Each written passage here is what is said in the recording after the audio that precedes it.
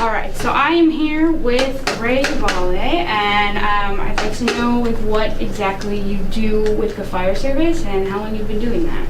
Well, actually, I retired last March 2017. I was there for 34 years.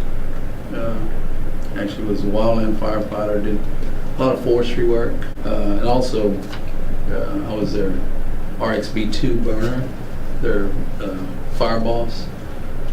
I guess when I first started there, a lot of education, a lot of schooling, a lot of background, a lot of good people that were mentoring me.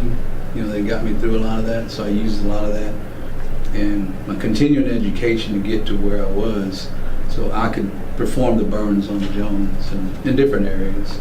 Okay. So specifically for Jones State Forest, why do we burn here?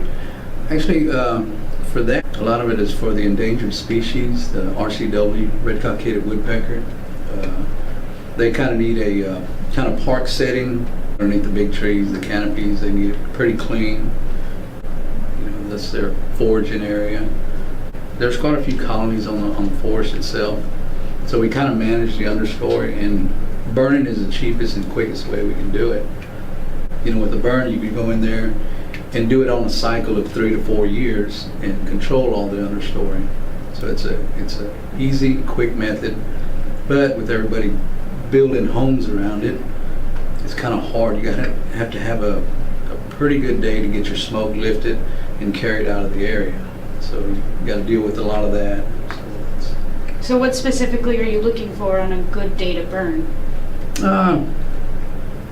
We kind of make a burn plan, and usually we've got objectives that we meet, that we want to meet for that particular compartment, and it's a percentage of how much understory consumption that we get with our burns.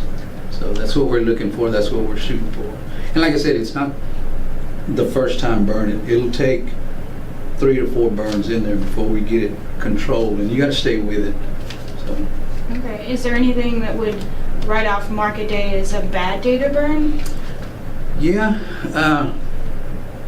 it's kind of a science. It's like a forecaster, but you have to go by what they forecast. And usually, I won't go by just 1 or 2. I'll mix 3 or 4 different forecasts to make sure that we're going to get the proper lift and dispersion that we need to get that compartment burned.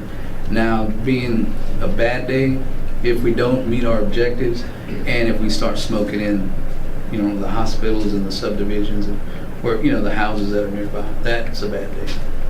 Gotcha. So, like, do you have like a favorite burn or something that like felt really good after you were done?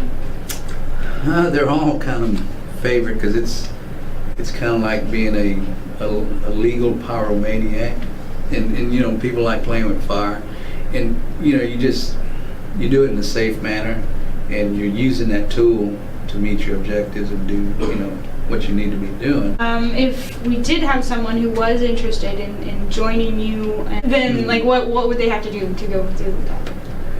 Well, you can get on like on a seasonal basis and come in and watch, but you still have to go through the training, go through the college and get some of these courses like range management and stuff like that, have a background.